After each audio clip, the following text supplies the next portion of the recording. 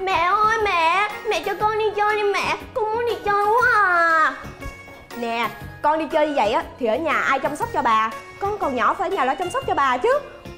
Mẹ ơi, con muốn đi chơi à, mẹ cho con đi chơi đi, con không chịu đâu. Trời ơi, nó muốn đi chơi thì cho nó đi chơi đi. Trời ơi, con nít mà, con nít đi chơi là chính. Bắt nó ở nhà mà lo cho bà làm cái gì? Má tự lo được cho má, không sao hết á. Con cứ để nó đi chơi đi. Bà ơi, bà con thương bà nhất á, con cảm ơn bà nhiều nha.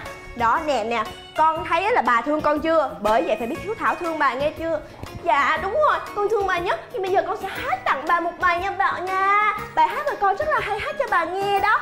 Bà ơi bà, cháu yêu bà lắm. Tóc bà trắng như mây.